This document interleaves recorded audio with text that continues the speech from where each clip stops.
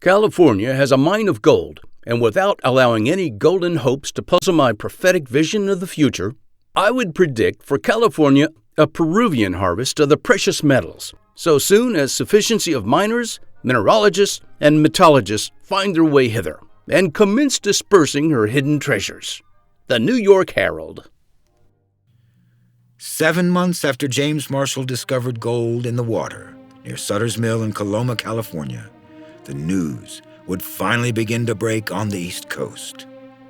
Before anyone back east could even pack a bag, let alone make a plan to venture westward, thousands of souls were already knee-deep in a river or stream, toiling under the yellow California sun, each one of them searching for an element of much the same hue, but which perhaps burns in the mind all the brighter. Residents of California and Native Americans were the first ones to start pulling the precious metal from the ground. Their knowledge of why the gold was where it was virtually non-existent, and that ignorance was very much reflected in their mining techniques. They were simple and crude and relied very much on luck.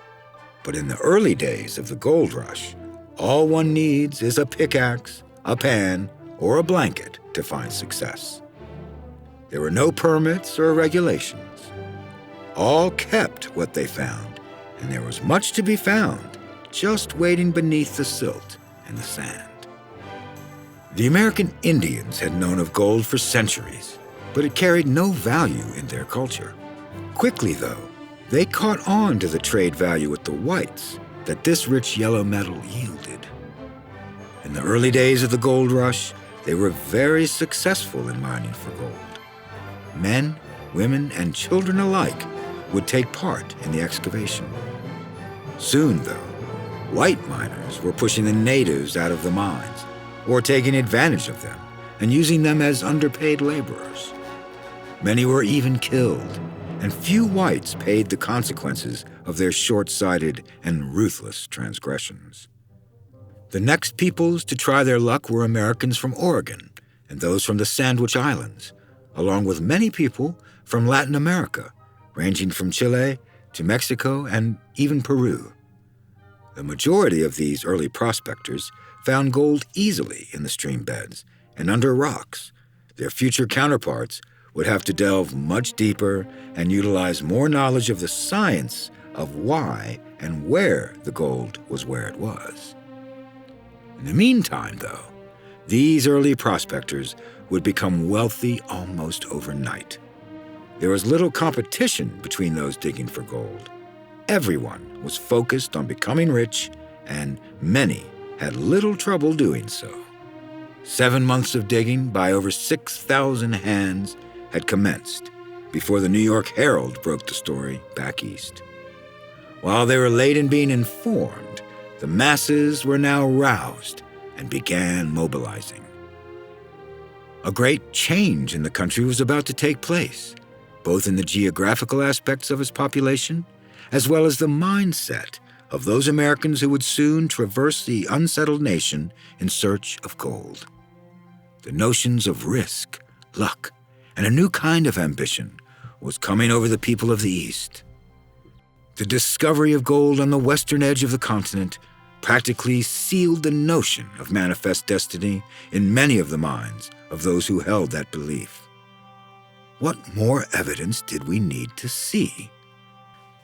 The nation was meant to stretch from the Atlantic to the Pacific, and that bright new land was there for any and all who would risk the chance to claim it. It was almost as if the very earth itself was urging Americans onward, tempting them to come claim their collective birthrights. I remember one day in the spring of 1848 that 2 men, Americans, came into the office and inquired for the governor. I asked their business, and one answered that they had just come down from Captain Sutter on special business, and they wanted to see Governor Mason in person. William T. Sherman. Sherman and Mason examined the gold that these 2 men from Sutter's Mill have brought to their attention. In July of 1848, General Richard Barnes Mason, along with Captain William T. Sherman, visit the goldfields to procure information that will go into a report for the U.S. government. The discovery of these vast deposits of gold has entirely changed the character of Upper California. Its people, before engaged in cultivating their small patches of ground and guarding their herds of cattle and horses, have all gone to the mines or are now on their way thither. Laborers of every trade have left their workbenches and tradesmen their shops. Sailors desert their ships as fast as they arrive on the coast, and several vessels have gone to sea with hardly enough hands to spread a sail. General Richard Barnes Mason. On December 5, 1848, President James K. Polk confirms the discovery of gold in California during his address to Congress. General Mason's findings are just too overwhelming for the president to do anything but announce the full measure of the findings. The accounts of abundance of gold are of such an extraordinary character as would scarcely command belief, were they not corroborated by the authentic reports of officers in the public service. James K. Polk. Once the information is announced, it does not take long for the masses to become mobilized. Soon in the new year, San Francisco and the surrounding areas became inundated with these prospectors, these 49ers, which were so named for the year in which the swarm began. It's a name that they would continue to be called for years to come. By the time the gold rush ends, the United States would see more than 300,000 of its people uproot their lives and place themselves in the hills and valleys of California. Some would give up the land that provided sustenance for them. Some abandoned promising and stable careers back east, leaving families on their own until they returned. Some never returned. Still others had nothing to lose, or no one to leave behind, and only adventure ahead. These numbers were matched by those peoples from around the globe who made the arduous journey to the gold fields, some of whom remained in the country and shaped not only the ethnic diversity of San Francisco and California, but the entire nation.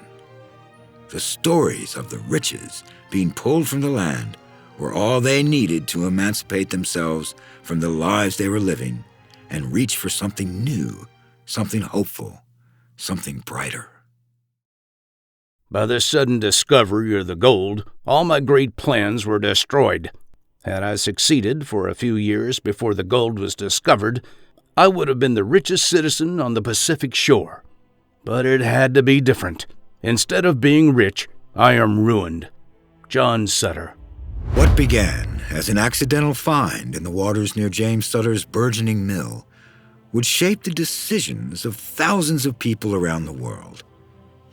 It would make some rich beyond their dreams and leave many more with less than what they started out with, only to return home and begin their old life again.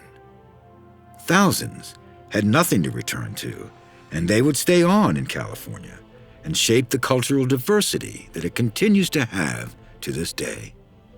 Lives would be lost to the inherent dangers of mining, the raw living conditions, and lifestyles that many of the miners endured while they relentlessly dug for gold.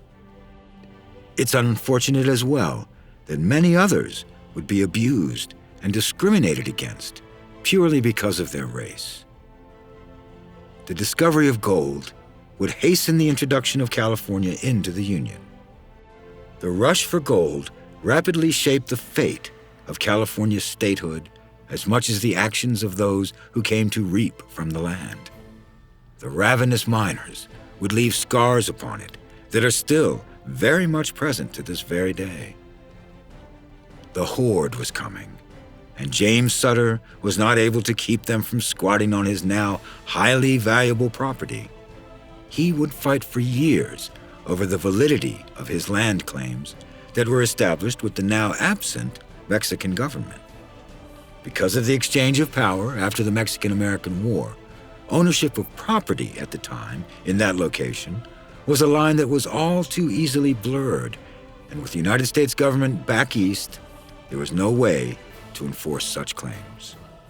the prospectors and squatters would move on to James Sutter's precious New Helvetia, slowly destroying his pastoral dream one body at a time. They would claim their findings and the land for their own, and when they had taken all they could, they would move on. Prospectors would come from all corners of the world and from every walk of life. The hopeful would come by land, and they would come by sea. Thanks for watching. If you'd like to help us produce more compelling historical content like this, please like, comment below, and share this video with fellow history buffs. And of course, be sure to subscribe to help keep history happening.